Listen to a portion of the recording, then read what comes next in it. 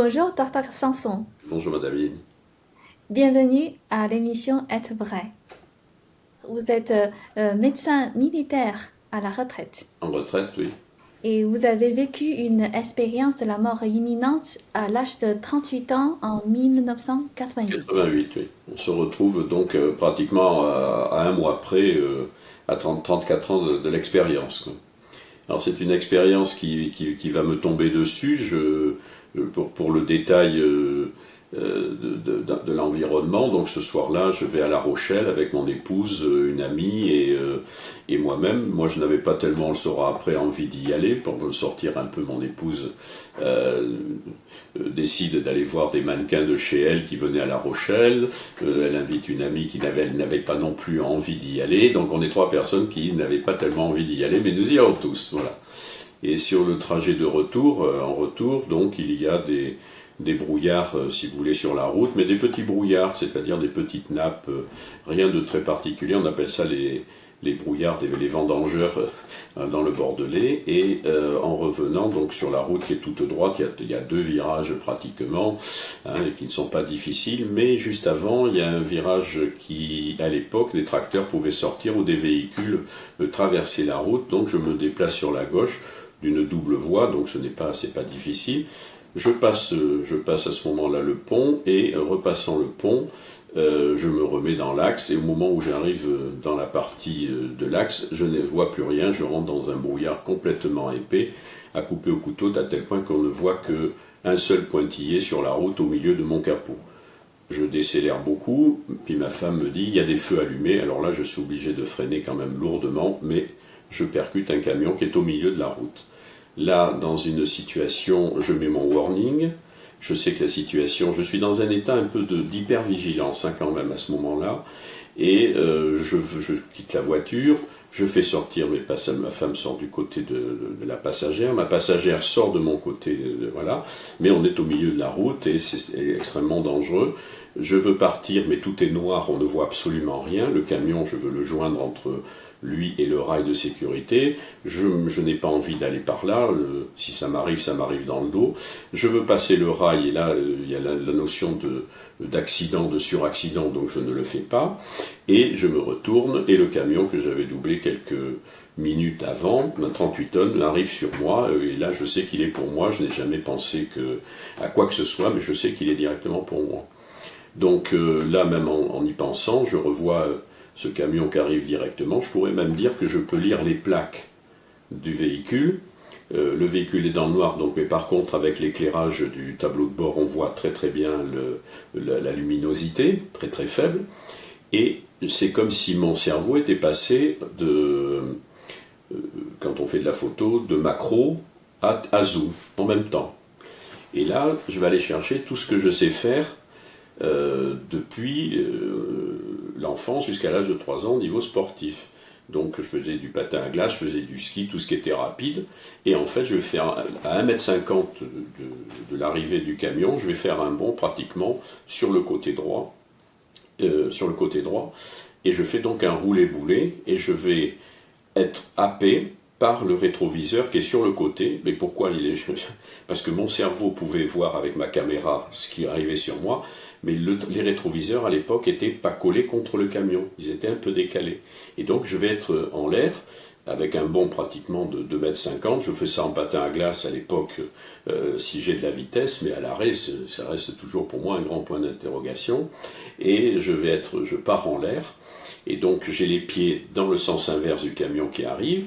Je suis, comme je fais un roulé-boulé, la tête vers le haut, et là je ressens une énorme accélération, comme si on vous dit quand un train va rentrer en gare et qu'il va faire simplement passer, écartez-vous, parce que mais ce souffle était d'une puissance et d'accélération infinie, si vous voulez. Et là j'arrive dans un élément, puisque c'est le noir total, il n'y a plus de bruit, il n'y a plus rien, et je suis en train de voir mes lunettes qui tombent, et la première chose que je pense, t'es idiot, t'es myope, tu ne verras rien. Et je vois mes lunettes qu'on récupérera 2 jours après sur les lieux de l'accident intactes. Bon. Donc je suis la tête vers le haut, Et donc je commence à être dans une béatitude et une certaine sérénité et un silence qui n'est pas un silence, qui est un silence vibratoire, c'est-à-dire que c'est de la musique. Et je deviens moi-même musique. Alors cette musique, elle est indescriptible parce que c'est, si vous écoutez un peu les musiques du King's College par exemple en Angleterre, ce sont des musiques où les voix d'ange montent, montent, montent, sauf que pour moi c'était non seulement ce que j'entendais, mais j'étais musique, c'est-à-dire toutes mes cellules étaient devenues musique. Et je suis dans un sentiment d'éternité qui est, combien ça a duré, je ne peux pas dire, parce que c'est extraordinaire. Et cette musique, je l'ai toujours, c'est ce qu'on appelle la musique céleste, et voilà. Je vais subir à ce moment-là une rotation de 90 degrés, et cette rotation de 90 degrés fait que je vais rentrer dans mon corps. Oh, c'est très rapide, hein, c'est comme si une femme de ménage ou un chirurgien a un gant d'une taille inférieure, il faut forcer un peu plus pour rentrer. Donc je suis rentré. Alors pour vous donner la position, j'ai la moitié du corps sous le rail de sécurité et j'ai l'autre moitié du corps qui est sous le camion, juste derrière le jumelé arrière de la première remorque. Avant même que j'ai pris, je n'ai jamais perdu connaissance, mais bon, avant que je reprenne sens, c'est-à-dire d'observer, première chose, je n'ai pas peur. Non, je n'ai pas peur. C'est un reset, comme devant l'ordinateur, c'est-à-dire que cette fonction, ben, moi qui étais un peu tendu à l'âge de 37 ans, la vie, le devenir, tout ça, hop, terminé, brutalement. La deuxième chose, j'aurai un troisième enfant. Comment ça se fait en fait? Juste vous entendez quelque chose, vous n'avez pas peur. Oui, c'est une présence interne qui est totalement présente. Donc vous ressentez ça, voilà. Mais c'est comme si c'était un reset, c'est même pas d'une façon consciente. C'est toutes mes cellules qui sont déprogrammées. Je n'ai plus peur dans la vie depuis entre le devant le camion et juste dessous, c'est terminé. Voilà. Le troisième enfant, je l'aurai 2 ans après. Que je n'irai pas, j'avais choisi d'aller en outre-mer, quelque chose me disait en préconition de ne pas y aller et que je remarcherai à Lourdes, mais c'était pas Lourdes au sens du miracle, c'est au sens du délai, puisque 9 mois après, je vais aller donc au mois de mai à Lourdes pour remercier, parce que je veux dire, dans cet accident, il devait y avoir non seulement mes 2 enfants qui étaient à la maison, les 2 enfants de la passagère, donc il devait y avoir 2 personnes qui ne devaient plus être là de ce monde, voilà. Et donc je suis en train de me dire, c'est très long quand vous êtes sous le camion, et je me dis, je suis dans le sens où il est passé, il t'a fait les 2 jambes, je ne souffre pas, je n'ai rien senti, et je me suis en train de me dire, bah, écoute, lentement, la douleur va arriver, il t'a fait les 2 jambes. Et je bouge la jambe droite, je vous parle comme j'étais à l'époque, hein. Et donc mais il n'a pas fait la jambe droite. Oh, la gauche, c'est déjà un peu plus difficile. Et je suis obligé de tendre ma main pour attraper la bavette du camion. Vous voyez, je suis juste derrière la roue, et là, je ne peux pas atteindre. Et puis voilà. Alors ça, c'est ce que je constate. Mais comme il y a la deuxième remorque qui est juste à côté, elle est à quand même, vu le bras de levier de la remorque, et l'autre jumelé de la remorque, il y a 3 mètres. Et je suis en train de me dire, là, tu es piégé, si quelque chose rentre dans cette remorque, là, tu ne peux pas sortir de là, tu es dans un piège complètement impossible. Et je vais apprendre que pour évacuer, ils ont été obligés de marcher 1,5 km devant l'ambulance parce qu'ils ne voyaient pas la route. En fait, le problème était un champ qui avait été brûlé et on rentrait dans un feu qu'on appelle un écobuage, hein, qui était un élément en cours, mais ça on le saura qu'après. Donc je vais reprendre mes esprits, pas au sens d'effondrement, mais à l'hôpital. À l'hôpital, bon, on me passe tout un tas d'éléments, radiologie, tout ça. Et mon médecin-chef, qui était arrivé à 1 h du matin, parce que bon, il aurait pu dire je ne viens pas, mais enfin bon, je le remercie toujours. Et il se passe une chose, c'est qu'ils n'osent pas me dire que mon genou est broyé. J'ai un genou qui est broyé, donc depuis cette époque-là, et ils n'arrivent pas à me le dire. Alors il me dit vous ne courez plus dans la vie, et je me retourne vers eux en disant ça ne sert à rien de courir dans la vie, avec le même timbre de voix que j'ai actuellement. Hein. Donc je n'ai absolument pas eu d'excitation, ça c'était assez étonnant. Voilà. Alors ça c'est la première chose, le premier épisode. Après, donc, dans la nuit où je vais être opéré, un peu avant, je vais avoir au bout de mon lit, je n'ai pas eu de notion de tunnel, hein, là, je vais avoir ma grand-mère, je vais avoir une amie de mes beaux-parents qui était kiné, que j'ai aidé à mourir à Bordeaux, et le père Populescu. Alors ma grand-mère, Dieu si c'était pas elle, si j'avais inventé quelque chose à laquelle j'aurais pensé, parce que j'avais perdu un petit frère et une petite sœur, si ça avait été une construction mentale, hein, on dit le petit ange est là au bout, pas du tout, ça n'a pas été du tout ça. Ma grand-mère, pas du tout à l'âge que je pouvais la connaître, c'est-à-dire qu'elle était veuve de guerre en 28, elle a eu 3 enfants, et donc moi j'arrive en 1950, donc là quand je la vois, je dis qu'elle est entre 30 et 40 ans, droite, jeune, alors moi j'ai toujours connu pratiquement en noir comme à l'époque, et avec un élément un peu voûté. Or là, elle est droite et tout, donc voilà, ça c'est la première chose. Il n'y a pas besoin de discuter, vous avez un échange qui est non verbal, mais vous échangez. L'ami kiné que j'avais aidé à mourir, puisque 8 mois ou 1 an avant, j'avais eu la chance de la retrouver au Tripode à Bordeaux, où elle avait été hospitalisée, j'avais jamais vu autant de tuyaux sur un corps, et j'étais obligé de lui dire qu'il fallait qu'elle quitte ce monde, ça servait plus à rien de se battre, voilà. Et le père Populescu, je parle le polonais comme une vache espagnole, je ne le connaissais pas. La seule chose que j'avais vue, c'était cette souffrance qui avait été montrée dans le journal Match quand il avait été exposé après sa torture et son meurtre par la Stasi. Et donc c'est la seule chose qui faisait qu'en tant que médecin militaire, je me posais la question du bien et du mal, parce que c'est toujours une question humaine que nous avons. Et donc voilà, donc au bout de mon lit, j'ai pas eu besoin de... Il était là, souriant, bon... Je vais me retrouver face à la lumière. Alors la lumière, c'est comme la musique, c'est pratiquement indescriptible. On pourrait mettre infini, inexprimable, tous les signes du monde. En fait, c'est une lumière qui est ultra brillante, blanche, très très blanche, mais qui n'aveugle pas. Alors ça, c'est hein, quand vous regardez le soleil, ben, on ne peut pas le faire longtemps, hein, ça va mal. Vous avez... c'est une chaleur d'amour, vous êtes attiré par ça, mais il y a quelque chose qui freine un petit peu, c'est que je vais avoir mon jugement. Alors c'est pas que la lumière me juge, c'est moi qui me juge par rapport à cette lumière, et vont passer en acte tous mes actes de la vie, même les tout petits éléments. Alors je traduis ça comme quand vous essayez de nettoyer une baie vitrée face au soleil. Vous avez beau essayer de bien faire tout le problème, il reste toujours des petites choses. Eh bien, c'était pas les gros éléments qui ont été retenus, c'était les petits éléments, et surtout ce qui était fait par manque d'amour. Donc, il y a des choses qu'on peut faire du mal sans le savoir, mais ça c'est pas ce qui était retenu. On peut faire des grosses choses, mais bon, on a notre capacité qui est notre jugement. Et là, non, là, c'était avec effectivement ce petit élément de manque d'amour qui était très précis. Alors, j'avais envie de cacher les choses, hein, on a quand même un petit peu... Mais non, ça revenait. Alors, cette lumière, je dis, je la franchis, je ne sais pas, bon, comme d'autres le franchissent vont vous le dire, et je me retrouve juste après sur un tertre qui domine une foule, d'à peu près 6 mètres de haut, entre 5 et 6 mètres de haut. Sur le côté donc gauche que je vois, c'est une foule et vient une petite lumière sur chaque tête.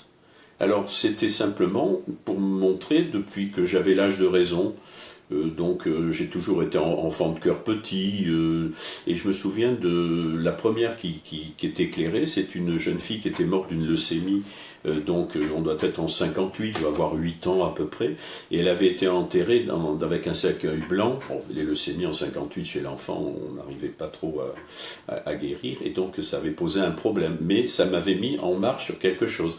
Puis après, d'autres personnes qui fait... Alors c'était pas des obligations, c'était pas des gens que j'avais été obligé de rencontrer, vous rencontrez plein de gens dans la vie, mais cela m'avait apporté quelque chose dans ma construction personnelle, de réflexion et autres. Et on me les montrait, voilà, jusqu'au moment de l'accident. Sur ce tertre, derrière, j'ai un guide. Un guide, au départ, je pensais qu'il était très très grand, très haut, monté derrière quelque chose. Pas du tout. Il n'y a que 2-3 ans que j'ai découvert qu'en fait, il était bien derrière et que c'était quand même quelqu'un de très très grand. Et on sent une puissance. Il n'a pas voulu se montrer, mais on sent une puissance, si vous voulez, phénoménale qui émane de derrière. Mais j'ai mon ego qui travaille, et comme je vois la route qui continue du côté droit, je veux savoir quel est mon avenir. Donc je pose la question, et là-bas? Alors, très gentiment, tu n'es pas passé sous un solex. Ça veut dire, écoute, regarde ce qui t'est arrivé, tu es en entier, sois content. Voilà comment il faut traduire. Mais je reviens à la charge et lui dis, et là-bas, et là, je ressens, tu n'as pas à connaître. Et alors attention, là, c'est carré et il n'y a pas un mot à rajouter, hein. Bon, mais l'ego revient encore, ou ma personnalité est là-bas. Et là, donc, en fait, je me retrouve dans mon lit parce que, en fait, je sens très très bien que c'est comme un enfant. Vous savez, quand vous osez dire au petit qui a 3 ans, après 4 ou 5 fois, ça va être pampan, hein, si ça marche pas trop. Mais on sent très bien que derrière, c'est pas du tout la même chose. Donc voilà. Et là, je me retrouve dans mon lit, donc après cette partie d'expérience. Alors jusque-là, c'était très très bien, je n'ai pas souffert, j'ai rien senti à la fracture du fémur en 8 morceaux, le sternum, les plaies et tout ça, bon rien, comme une caresse de plume. Bon, sauf après quand je rentre dans mon corps, là c'est pas tout à fait pareil. Et puis arrive ma passagère, parce qu'il faut oublier que la passagère était à ce moment-là devant le camion. Et elle s'assoit donc sur le deuxième lit de la chambre, et puis elle dit j'ai été musique. Alors là, je commence à dire, oh, qu'est-ce qu'elle raconte là? Ça commence. Et elle va pendant à peu près entre 20 minutes, entre 10 minutes et 20 minutes, me parler de ce phénomène de musique. Elle était musicienne elle-même, hein. Elle jouait du piano et tout ça. Bon. Et là, tout d'un coup, je dis, mais on est à 50 centimètres, comment elle a pu vivre la même chose à ce moment-là? Puis en plus, elle disait, Bernard, tu m'as sauvé. J'ai jamais rien sauvé moi-même. Déjà, je me pose encore 38 ans après comment. Alors, j'allais pas avoir un grand titre dans un livre, hein, le médecin-chef sauve sa passagère, quand même. Faut arrêter, quoi. Voilà. Et donc, là commence la première chose que toute la théorie des endomorphines que l'on m'avait inculquée tombe d'un coup. Pouf, terminé. Mhm. Et tout à l'heure, vous dites en fait, pendant, comme votre jambe est blessée, mais vous ne ressentez aucune douleur. Aucune douleur. Entre le moment où le camion me lifte, où la jambe va être cassée en 3 morceaux plus le genou, aucune douleur. C'est vraiment une caresse de plume. Comment ça peut expliquer en fait en tant que médecin? Alors, en tant que médecin, on vous dit que quand vous êtes dans des excitations, si vous voulez, un peu imprévisibles, il y a la théorie des endomorphines, donc vous avez cette sécrétion qui fait que vous ne sentez rien. J'en suis pas si sûr, parce que en fait, je ne vais ressentir la douleur que lorsque je suis dans mon corps, hein, ce moment-là, et pas tout de suite, puisqu'il faut que je reprenne, si vous voulez, l'ensemble des éléments avant que la douleur commence à arriver sur mon corps, et d'autant plus que je vous ai expliqué que voyant comment j'étais, je dis, il m'a fait les 2 jambes. Et je veux dire qu'à ce moment-là, j'avais accepté l'amputation au cas où j'avais un problème. J'avais même pas à me poser des questions. C'est ça aussi, c'est assez étonnant de voir qu'étaient réalisés un certain nombre de phénomènes où on met du temps d'acceptation. Moi, c'était accepté d'emblée. Pour vous, en fait, est-ce qu'il y a cette raison aussi que votre, on peut dire, votre esprit est sorti de votre corps? Vous pouvez sentir ça. Ah oui, totalement. À partir du moment où je suis devant le camion et que je deviens musique dans le noir, je vous dis la première chose qui a été quand même un petit peu déroutante, c'est même pas le mot qui était discordante, c'était le fait d'être très très bien. Et la première chose que je pense, comme je suis myope, je perds mes lunettes et dire t'es idiot, tu ne verras rien quoi. Et je vois mes lunettes que je ne peux pas normalement voir puisqu'elles descendent. Moi j'ai le regard vers le haut dans le noir et les lunettes descendent vers le bas. Et c'est dans le noir. Or, je les vois tomber.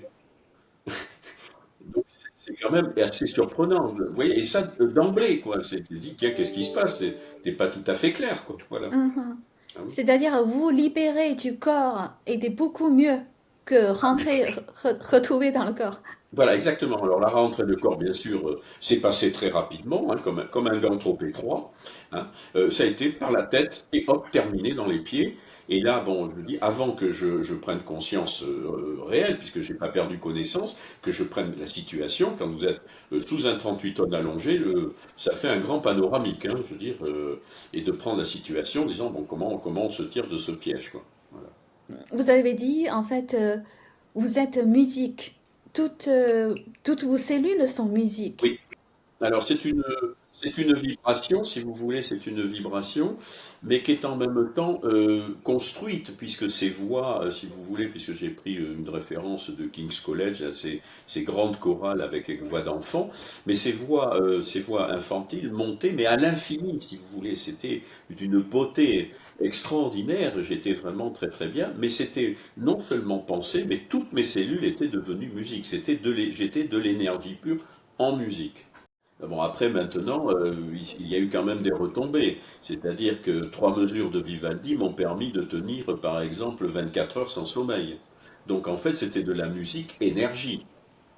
Et ça, l'énergie, puisque vous êtes d'une origine qui n'est pas l'origine occidentale, je ne l'ai jamais trouvé en médecine. Il a fallu que j'aille voir les moines ninjas, puisqu'il m'est tombé pratiquement en énergie ce que les moines de Shaolin recherchent pendant leur vie. Je n'ai jamais eu de réponse de la partie médicale sur l'énergie reçue.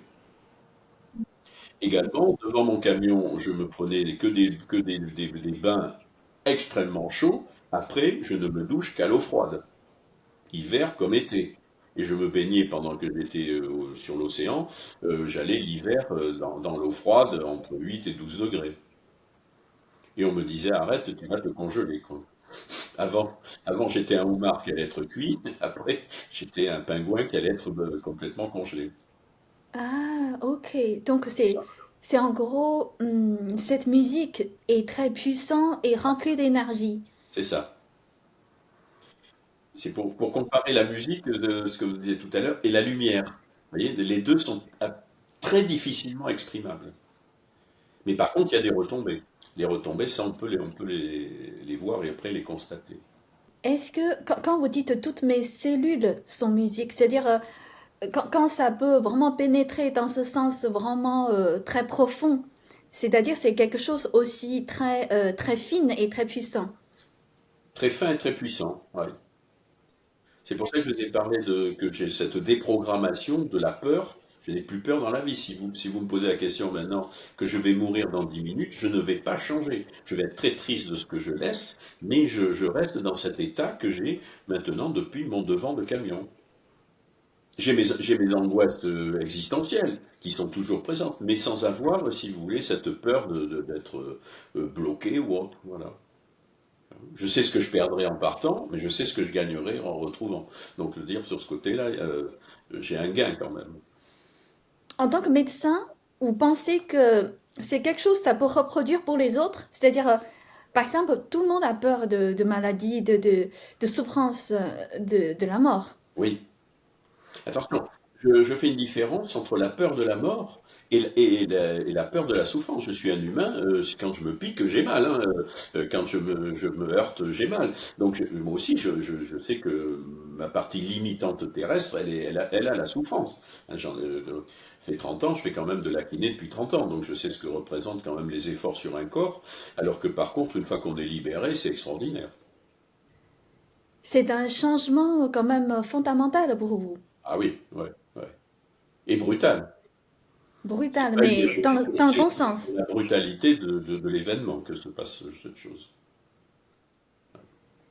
Du coup, après, vous voyez votre vie vraiment autrement. Ben, oui, elle a changé dans dans ma manière de penser, de voir les choses, mais pas extraordinairement à 180 degrés. C'est plutôt un affinement c'est comme quand on vous parle d'une fleur, ainsi de suite, et puis que vous l'avez vue qu'en photo, sauf qu'un jour on vous offre une rose, mais il y a en même temps le parfum. Et donc en fait, les deux choses changent quand même, même si la rose était belle en photo, mais quand vous avez la rose et le parfum, ça quand même donne une autre dimension. Puisqu'après, même avec un parfum, vous pouvez mentalement vous représenter la rose. Donc, vous voyez, c'est un peu subtil, hein, Vous pouvez maintenant marcher normalement. Ah oui, je marche. Quand vous me voyez marcher, les gens ne pensent jamais que. Mais par contre, si on me demande de courir, là, je vous dis, il va se passer de gros problèmes. Ok. Et comment médecin, il dit, en fait, votre médecin, comment il dit par rapport le résultat que vous pouvez remarcher? Bah écoutez, le côté médical est resté toujours très très évasif sur ce sujet-là. D'abord, le problème a été de comprendre mon phénomène, donc que ce soit les médecins, bah, ils voyaient mais ils ne comprenaient pas. Mon chirurgien était très très sympathique puisque bon, il a laissé faire la nature. Je suis tombé sur un chirurgien qui n'a pas été avec un bistouri aigu et la nature, en reproduisant et en se recalant, a fait beaucoup mieux que si on avait osé faire un bistouri, mettre des vis et tout. Mais par contre, pendant 20 jours, je peux dire pendant 20 jours, il ne parlait pas, hein, et lui pensait que on pouvait aller à l'amputation. Voilà. Voilà, ça c'est le côté médical. Mon anesthésiste, ben, si vous avez vu l'émission sur YouTube, puisque c'est Monsieur Terry, donc qui a permis, grâce à lui, nous avons fait cette émission. Je n'ai donné aucune émission, interview même télévisée, voilà, quelle qu'elle soit, que ce soit TF1, F6, tout ça. Mais ce qui est intéressant, c'est que mon anesthésiste va, dans les jours qui vont suivre, me suivre, puisque je vais avoir un côté un peu médiumique qui m'est tombé dessus, et des personnes vont recevoir des phénomènes pour lesquels ils ne s'attendaient pas. Alors tout le monde s'attendait à ce que c'était les produits, or je n'en prenais pas. Je ne prenais aucun produit après, même je n'ai depuis, j'ai jamais pris de Doliprane après l'intervention. On m'a peut-être fait du Doliprane comment dirais-je, ou un antalgique après l'intervention, mais ça n'a pas duré longtemps, pendant 2 jours, puis après, et j'ai jamais pris un antalgique, j'ai jamais pris un somnifère, ni un anti-inflammatoire depuis 38 ans. Ah oui, c'est-à-dire vous êtes plus des gens ordinaires, on peut dire. Vous n'êtes pas comme les autres. C'est pas- Non, j'ai pas mal. Le problème, c'est que j'ai étalonné la douleur. Donc, à partir du moment où on dit vous avez mal, bah oui, quand vous avez atteint un certain summum de douleur, bah, après vous vous dites, bah oui, j'ai eu ça, t'as tenu, c'est peut-être pas la peine d'aller prendre des produits pour 3 fois rien, quoi. Voilà comment je le prends. D'accord. Donc en fait, vous avez une autre vision sur la maladie aussi. Ah, sur la maladie, oui, ouais, ouais, ça c'est clair.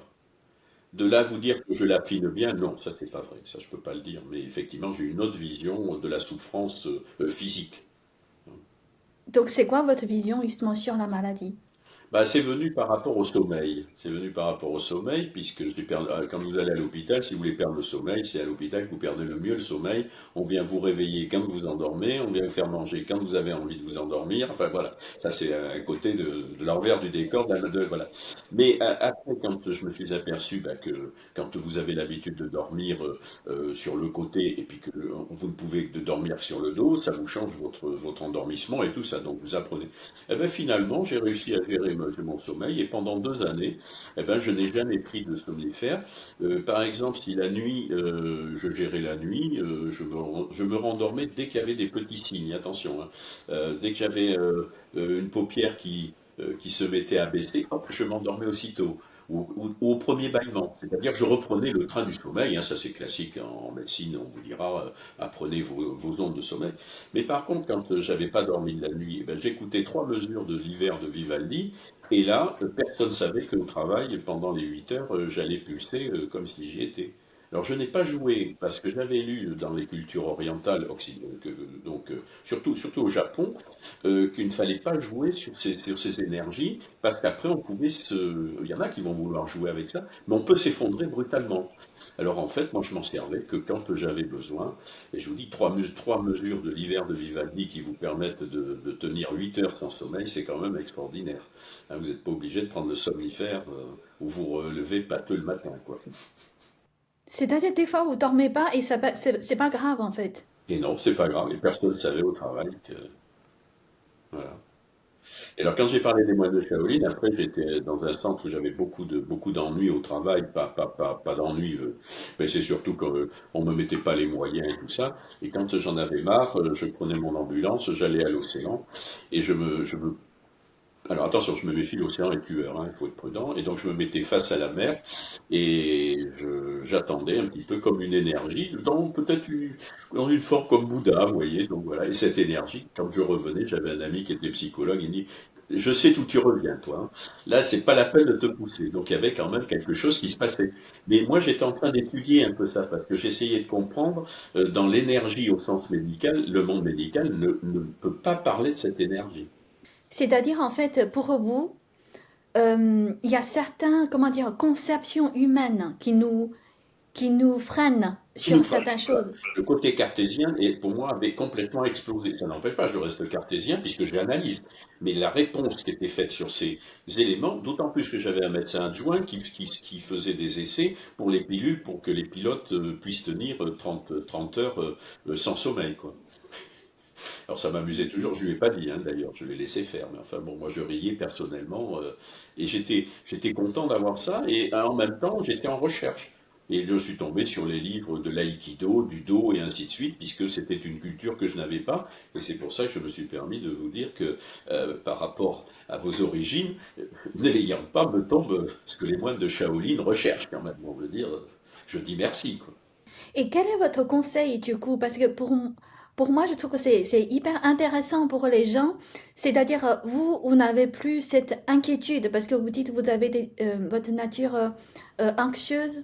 Oui, j'étais un anxieux probablement de nature. Et je vais vous expliquer pourquoi j'ai compris juste mon guide derrière, il y a 3 ans. En fait, j'ai pas à me poser de questions. Oui, c'était ça, c'était net, t'as pas à te poser de questions, t'es vivant, continue comme ça. Mais parce qu'en fait, si jamais j'essayais d'exciter ma nature anxieuse qui s'est calmée et autres, je redeviendrais anxieux. Donc il faut que j'accepte, si vous voulez, hein, c'est pour vous donner un petit peu, je sais pas si je m'exprime bien sur ce sujet, c'est pour vous donner mon évolution personnelle. Je n'ai pas, quand arrive une chose, je n'ai pas à aller chercher le pourquoi, le mal, ceci. Non, non, te torture pas, tu réfléchis, tu choisis, tu chemines, mais ne va pas te poser des questions sur une anxiété, si tu veux, qui va devenir paralysante. Voilà comment je travaille. Et ça, il a fallu quand même que je comprenne cette histoire de mon guide qui était derrière. Moi, depuis tout petit, je me posais la question du bien, du mal, du ceci, de cela. Bon, il existe toujours, mais je l'aborde différemment maintenant. Plus de compassion, plus, plus de compassion, plus d'empathie. Vous voyez ce que je veux dire? Et non pas dire, ouais, je me révolte. Hein. Oui, en fait, justement, cette compassion, vous parlez, cet amour euh, que vous parlez aussi dans la lumière. Ah oui, alors là, la lumière, il n'y a pas de. C'est de l'amour pur. Hein. Donc, je veux dire, vous savez que elle vous attend, elle vous accueille, mais vous n'avez pas cette pureté pour y aller. C'est un chemin qui est à prendre. C'est un chemin qui est à prendre. Alors, je vais être peut-être un peu dur, je dis que cet amour, c'est la vérité. Et je ne peux pas traduire amour, par exemple, même avec mon épouse, parce que le mot amour n'est réservé qu'à cette lumière pour moi depuis. Or, il le faut de façon humaine. Mais de façon vérité, vous ne pouvez pas échapper. Une fois que vous avez vu cette lumière, il y a plus de question d'ombre. C'est ça qu'il faut comprendre. C'est que vous êtes vraiment dans cette voie de la vérité. D'accord. Quand vous parlez de la vérité, c'est-à-dire, est-ce qu'on peut comprendre peut-être tout ce qu'on voit dans ce monde, c'est plutôt illusion et fictif. Alors, oui, parce que la partie quand on est l'autre côté, si on parle de, parce qu'en fait on change pas de côté, on change de dimension. Il y a plus de, on est bien, on ressent bien, il n'y a pas de douleur, on n'en a pas de questions. Les questions, vous avez des réponses à toutes les. Moi je suis revenu, j'avais une compréhension mathématique. Et quand je suis revenu, la seule chose qui m'est restée, c'est les transferts vectoriels, alors que j'étais nul en physique. Et moi, ça fait maintenant 15 ans que je parlais des éléments des cordes, des éléments de l'ADN dans l'infiniment petit, hein, indépendamment de ce que l'on entend actuellement. Plus on en parle, plus au contraire, ça m'a excité énormément, quoi, et même actuellement. Hein, tout ce qui est fusion, électrons et autres, m'attire énormément. Alors, quand vous êtes allé dans cette connaissance qui a été parfaite, qu'est-ce que vous voulez dire? Vous avez les réponses comme dans une bibliothèque quand vous cherchez. Voilà. Mais après, quand on revient, petit à petit, on perd un peu ça. Hein. Sinon, alors là, je crois qu'on ne pourrait pas vivre avec ce décalage qui existe. Si ça vous- Et depuis, tout à l'heure, vous avez parlé un guide. Oui. Comment vous définissez, comment vous, euh, vous donnez la définition de guide, c'est-à-dire c'est un ange Je dans dirais un une autre ange. dimension? Un ange. Bon, après, bon, on peut utiliser tous les mots qu'on veut, mais c'est une force, une présence qui est extraordinaire, puisqu'il n'a pas voulu se montrer, et on sent très très bien qu'il est là. Pourquoi il n'a pas voulu se montrer, alors que d'autres personnes vont voir leur guide, ça, je lui demanderai quand je passerai de l'autre côté. Mais enfin, en fait, hein, c'est de... euh, il faut croire sans voir, quoi. Parce que justement, dans notre société, souvent les gens croient seulement ce qu'on voit. Ceux qui voient. Alors que là, c'est l'inverse. Voilà, c'est très bien, c'est tout à fait ça. Il faut croire, alors qu'on sait qu'il y a quelque chose, attention, hein, quelque chose qui vous a pris, mais il faut accepter cette confiance absolue, enfin pour moi, hein, cette confiance absolue que j'ai eue dans l'événement qui s'est passé. Mhm. C'est-à-dire, en réalité, pour voir, il faut croire d'abord. Voilà. Et oui, ça change la donne. Et c'est un peu par rapport à la culture que vous avez, vous, parce que eh bien, moi, j'adhère un peu à cette culture qui n'était pas la mienne et qui m'a obligé à aller voir d'autres cultures, hein, que celles que j'avais pour comprendre qu'effectivement, il faut voir les choses un peu différemment. Et j'ai un moine ninja là qui était à Sainte à l'époque pour parler d'énergie. Eh bien, il m'avait dit, mais pourquoi vous cherchez l'énergie est à l'homme ce que l'eau est au poisson. Et j'ai cette phrase depuis pratiquement 34 ans, eh bien je trouve qu'elle est tout à fait vraie. Sortez un poisson de l'eau, il ne sait pas ce qu'il a, mais il ne va pas se trouver très très bien. Et nous, on va vouloir chercher pourquoi, alors qu'au contraire, en se laissant porter, se passe un certain nombre de phénomènes qui abrègent toutes les souffrances du cartésianisme. Mhm. Et d'après vous, c'est quoi pourquoi notre existence sur Terre? Vous me demandez des questions existentielles que... moi, je sais que j'ai eu la compréhension, c'est moi qui ai choisi de venir. Pourquoi je suis médecin? Depuis tout petit, je m'occupais des animaux, ça a toujours été, et ainsi de suite, donc voilà. Mais j'ai compris pourquoi c'est moi qui ai choisi de devenir sur Terre et de devenir médecin. Ça, j'en ai. Et donc, en fait, ça change totalement la donne, puisque si j'ai choisi la vie dans laquelle je vais venir, c'est moi qui suis libre, c'est pas quelqu'un qui m'impose. Donc ça, j'ai une certaine liberté, et j'ai trouvé que justement, dans cet éclaircissement de cet événement, j'avais ma liberté totale. Et ça n'a pas de prix.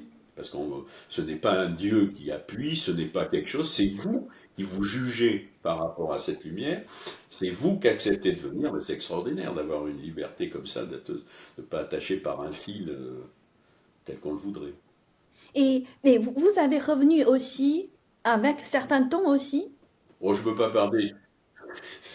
Les dons, je pense que c'est une expansion de notre nature qui retombe. On a tous des dons, c'est pas de dire j'ai meilleur don que ceci, cela, mais il y avoir une expansion quand même de certains phénomènes des personnes, là j'en ai vu un il n'y a pas très longtemps, lui il revient avec de la peinture alors qu'il peignait jamais. Donc est-ce que c'est un don ou c'est une exacerbation de quelque chose qui était en nous et puis qui se développe? Mais vous avez senti, il y a une raison, parce que vous dites, il n'y a rien de hasard. On est d'accord, il n'y a rien de hasard dans la vie.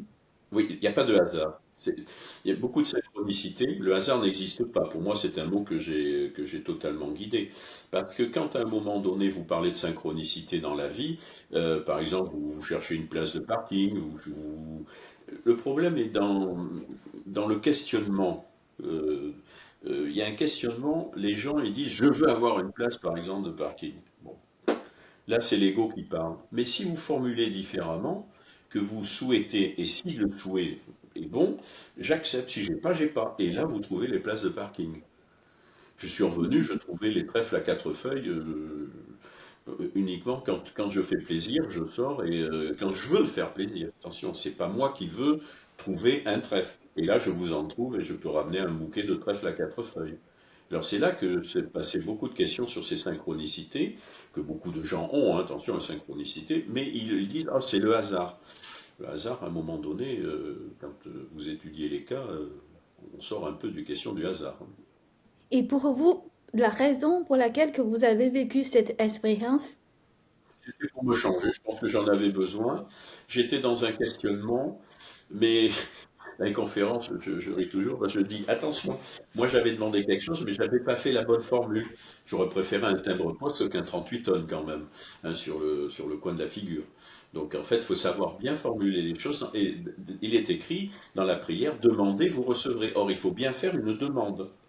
Hein. Mais c'est pas les demandes, il faut savoir les mettre. Et c'est quand cette notion d'ego, je n'aime pas ego parce que ça c'est freudien, mais c'est la nature humaine, c'est ce ventre de batracien que l'on a. Quand on a réussi quelque chose, qu'est-ce qu'on est content, oh, qu'est-ce que j'ai bien fait. Et justement, il faut savoir ne pas se flatter, si vous voulez, soi-même, alors que dans notre nature, on a envie de dire j'ai fait un saut extraordinaire, ceci, j'ai réussi. Voilà. Et en fait, c'est ça qui est un peu le frein de cette notion de relation qu'on peut avoir avec, je ne dis pas l'au-delà, mais avec cet autre monde. Est-ce qu'on peut dire à travers votre expérience, tout à l'heure vous avez parlé de euh, écho, amour, et est-ce que c'est-à-dire à travers votre expérience, vous avez compris en fait ce que nous on devrait faire, c'est vraiment diminuer notre écho et faire grandir notre amour. Ouais. Mais l'amour inconditionnel, c'est-à-dire pas celui qu'on représente par nature de notre nature physique et notre nature relationnelle, c'est une relation bien supérieure de cette notion d'amour. Et d'ailleurs, il y a différents niveaux, puisque après, vous avez, bon, il existe les sorties de corps, il existe les EMI, après vous avez des expériences de mystique qui sont bien encore supérieures, et puis des gens qui rentrent dans la lumière, et voilà. Donc il y a des gradations là-dessus. Donc à laquelle niveau, c'est comme une fusée qui part, hein, elle va à un certain. Mais il y a des confusions, moi qui suis médecin, je dis il y a des confusions sur le sujet. Beaucoup de gens font ces temps de corps et confondent ça avec une EMI. La NDE n'étant qu'un élément particulier dans un événement qui est beaucoup plus large. Hein. Euh, que vous avez dû entendre, les Share Days Experience donc de Raymond Moody, les accompagnements de mourants et tout ça.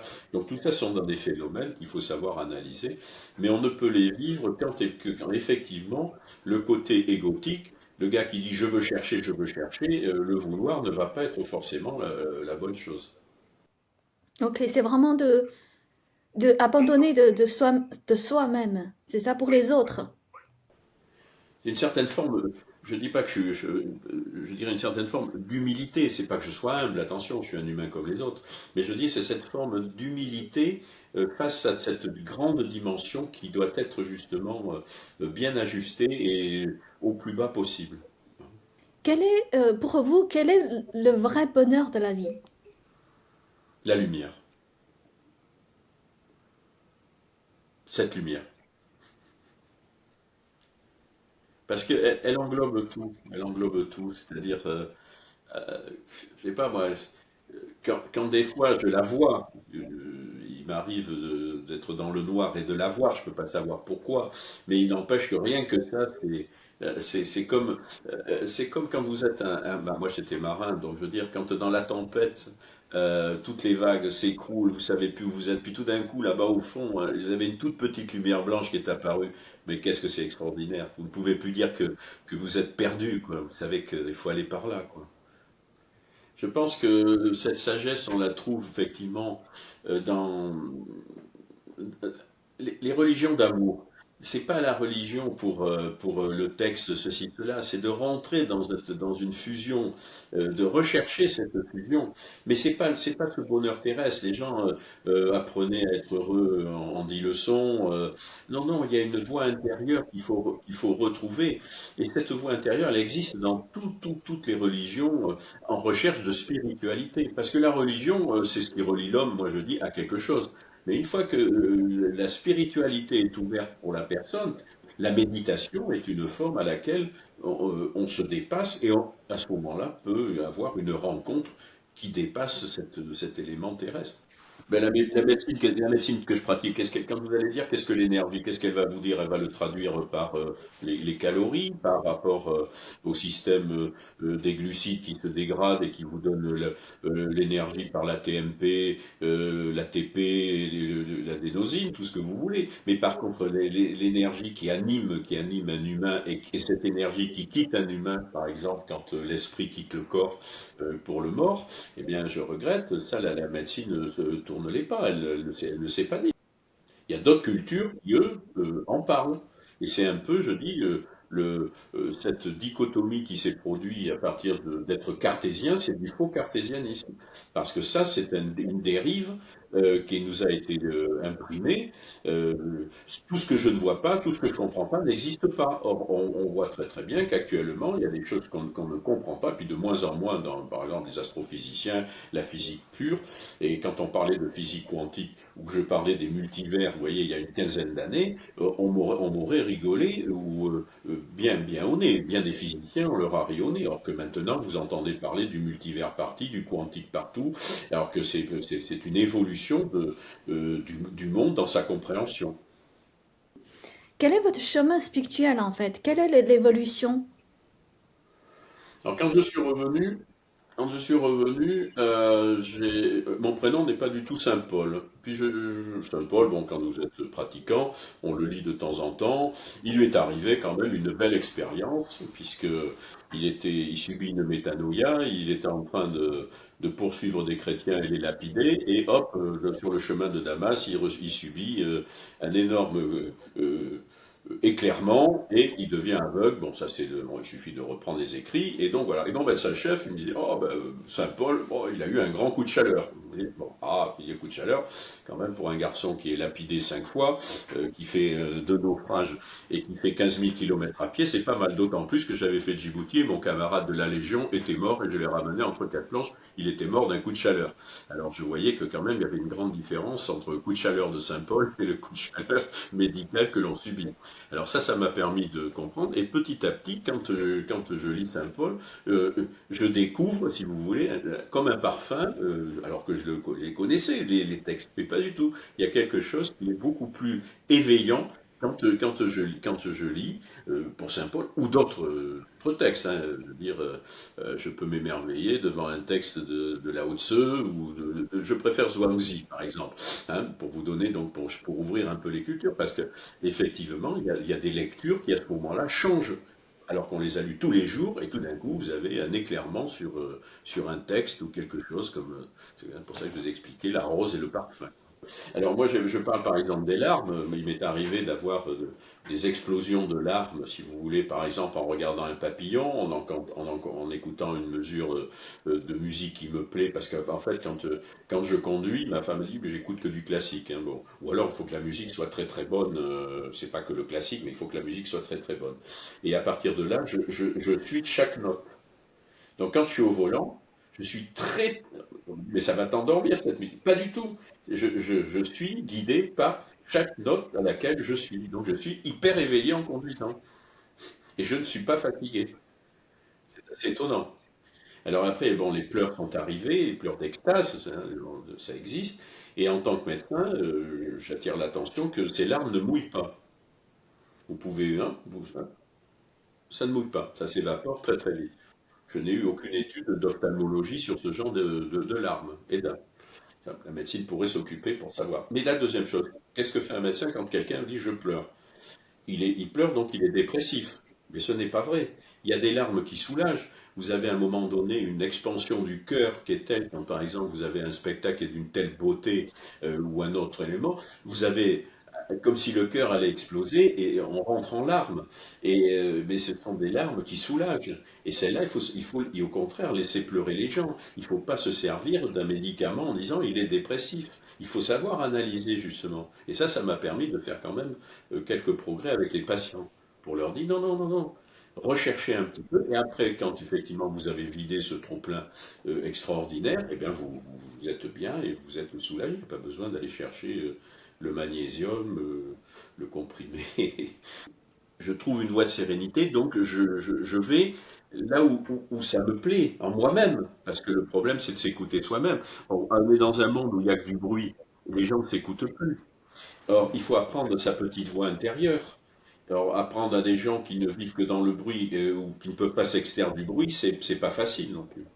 Mais il faut aller le chercher. Et c'est pas en disant ça va me tomber dessus parce que j'ai fait un stage que ça va arriver. Il y a quand même des gens qui peuvent vous aider, je suis d'accord, mais après, il faut vouloir aussi avancer malgré l'adversité.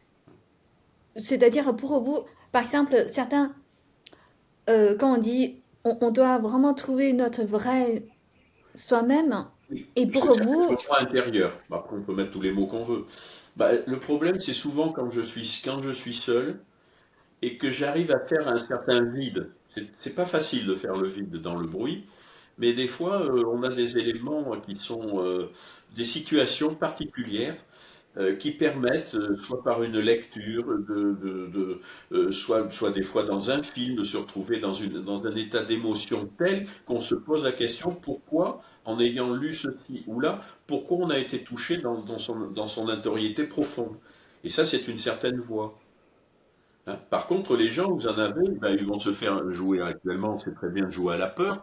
Ben, si on joue avec les peurs, on va exciter quelque chose que les peurs. Donc on recherche quelque chose, mais qui n'est pas forcément une voix. Hein, voilà. ok. Et quand vous étiez, c'est-à-dire vous sentez que vous êtes musique, quelle est cette sensation? C'est une liberté totale, c'est du bonheur infini? C'est un bonheur, si vous voulez. Même quand. Avant, je faisais beaucoup d'enregistrements. J'aimais beaucoup la musique d'enregistrement avec un monsieur qui était âgé à l'époque. Alors, j'étais un technicien de la musique. Mais maintenant, si j'entends, même si c'est un transistor, j'ai pas besoin d'avoir une chaîne hi-fi extraordinaire. J'en ai une en bas, dont je l'écoute pratiquement jamais. Je peux écouter mon petit transistor ou la petite musique sur mon portable. Ça me suffit parce qu'elle me transporte. Je suis passé du son qui était analytique vers un son qui transporte et amène de l'énergie. Donc chacun on peut trouver notre vrai nous. Oui, sa vraie nature personnelle et profonde, c'est celle-là qu'il faut essayer d'amener. Or, on est dans un monde actuel qui, justement, empêche ce genre de choses. Pourquoi beaucoup de gens changent des fois de métier à 180 degrés de ce qu'ils faisaient? Parce ils ne se retrouvent pas. Et quand ils se retrouvent, eh ben, à ce moment-là, ils font une voie qui leur permet de cheminer. J'aimerais savoir quelle est votre compréhension justement pour notre monde un peu chaotique en ce moment. Ben, c'est la loi du chaos, mais la loi du chaos, c'est pas la loi du Tao. Il y a des gens qui s'amusent à casser tout pour voir. Bon, qu'est-ce qu'on est les gens vous disent, on change d'air, on change de ceci. Bon, je ne sais pas si on change d'air ou si on n'en change pas, mais enfin, le but, c'est de vivre et de s'adapter à l'homme. Il est là pour ça. Hein. Il a une capacité quand même de réflexion qui lui est propre et de choisir. Alors, le problème, c'est que quand vous vivez que dans le chaos, il y a des gens qui prennent peur et qui ne savent plus où ils sont. Et le but actuellement, c'est de forger ce chaos total pour est-ce qu'il faut vous dire qu'on va essayer de manipuler l'homme? J'essaierai peut-être pas de dire jusque-là, mais enfin quand même, un troupeau de moutons, c'est quand il y a un chien qui aboie derrière, qui va tout droit ou change d'endroit, quoi. C'est peut-être un peu ça qui se passe. Et avant de conclure notre interview, j'aimerais savoir quel est votre message pour les gens dans les milieux scientifiques qui n'osent pas accepter ce qu'on a déjà découvert de EMI. Oui. Oh ben, moi, je ne parle plus des EMU, c'est-à-dire au sens du plus beau tunnel, la plus belle lumière. Bon, il y a des millions maintenant de cas. On dit qu'à peu près 10% d'une population a vécu ça. Alors là, il faut être un peu prudent parce qu'il faut regarder ceux qui croient avoir vécu et puis il faut voir. Le plus important d'une NDE ou d'une EMI, c'est pas tellement le décollage qui est le plus important. Moi, je dis, c'est l'atterrissage.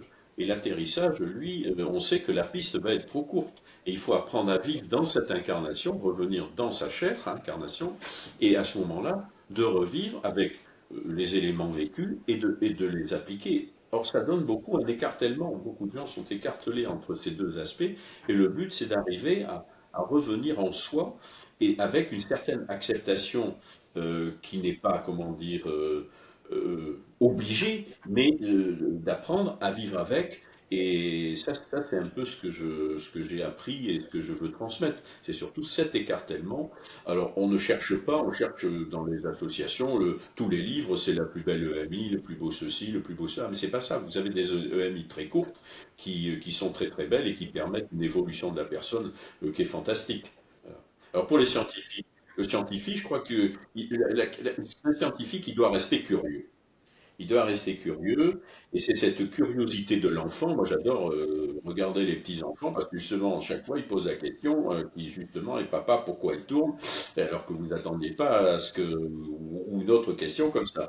Mais les scientifiques, eux, ils arrivent à accepter un dogme, hein, qui est imposé. D'ailleurs, la médecine vit que de dogmes, hein, faut pas se leurrer. Hein, parce que moi, j'ai fait 40 ans de médecine. Eh ben, ce qu'on avait appris à l'école, on le brûle 10 ans après et on change en permanence. Mais tout d'un coup, il y a une espèce de dogmatisme, si vous voulez, qui est imposé. Et alors que pour les sciences pures, moi, je dis que les plus grands philosophes actuels sont ceux des sciences pures, fondamentales. Parce qu'eux, ils restent dans cet émerveillement de l'incompréhension. C'est parce qu'ils ne comprennent pas qu'ils cherchent. Et ça, je trouve que ça, c'est intéressant, que ce soit les astrophysiciens ou ceux qui vont dans l'infiniment petit pour comprendre, hein, ces règles qui nous régissent. Et puis, on en met quelques-unes, mais elles ne sont pas toujours très très bonnes. Merci beaucoup, Docteur Bon. Sanson.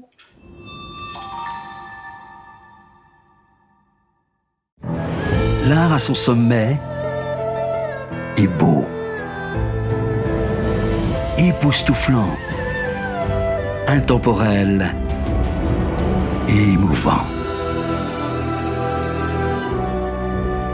Découvrez 5000 ans d'histoire dans un art inspiré du divin. Vivez Shenyun.